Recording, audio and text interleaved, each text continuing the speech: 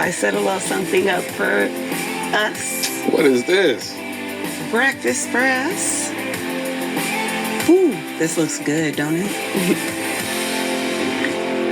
How you get this past me? Well, you know, I had work in mysterious ways. I'm looking forward to just enjoying moments, you know. I just want to spend as much time and just really get to know you. So I was wondering, when was your first date? I didn't start dating until like late high school. Why not? I was a tomboy. You know, I played sports. I was on volleyball team. So I just focused on that. Like, it just wasn't on the top of my list of things in high school. I don't know. I was a boy in high school. Like, I noticed y'all. I didn't think that I even had to. I thought most of them were out of my league, so I left them alone. It took somebody telling me, yeah, so we going on a date. And I'd be like, what? Okay. But just about every semester in high school, I went to a different school in a different state. So I was either in Atlanta or in Houston. I would kind of bounce back and forth between my mom and my dad. I lived with my dad. My dad kicked me out the house. I don't know if you can imagine, like, being 16 and trying to figure out the world, like really trying to figure out the world by myself, and it's raining. We can't. Let me take a piece of this pancake before we go, sugar. Oh my gosh.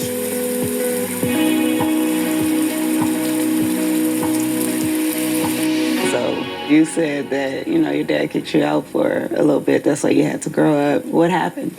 It was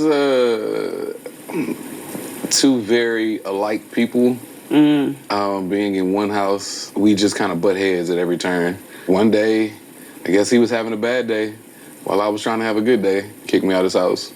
I caught the train to some friends of mine. I had these older college students, you know, like being father figures or big brothers to me, where they were making sure I was good. If I needed some money, they would make sure I had money. Like, they made me see that, like, hey, there is a way out. Education is a way out. Oh, that's wonderful. And in the end, my mother, when she found out, she was like, yo, come back to Houston. Like, this is not, you know, how you're going to be living. It really made me want to give back. And being a teacher, being an educator, like, I think that this is the why. I want to give as much as I can. I want to do as much as I can to help these students succeed. I just want them to have a way out the hood. You're gonna have me crying here. But changing one child's life can change the whole family's life. Like, and that's imperative. That's real. You know, I mean, being in the position that I'm in is not a glorious job. I don't make the most money in the world, but I get to help kids get out the hood that want to, you know. Whew. Yeah, I mean, if that don't get you emotional, it gets me emotional. It gets me every time.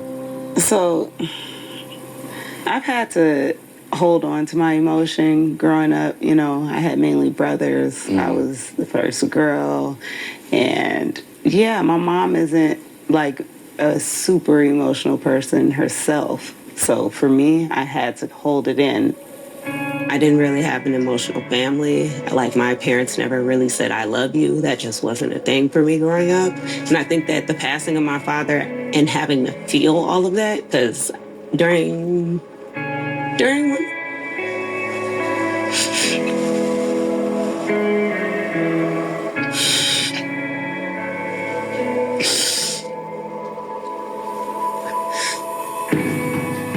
the last conversation I had with my father, he did say he loved me, and I said it back. So it just felt good knowing that that was one of our last conversations. So I'm making a point to be more vulnerable. You can let your guard down to feel and understand others more often. It'll help you do your job better, and it'll help us in our marriage, you know? I agree. I think that now that we've entered into this union, and we entered into it starting with our vows, saying that we would be vulnerable to one another, I think that we're off to a good start and keeping it that way, you know? Right. I think it only goes up from here.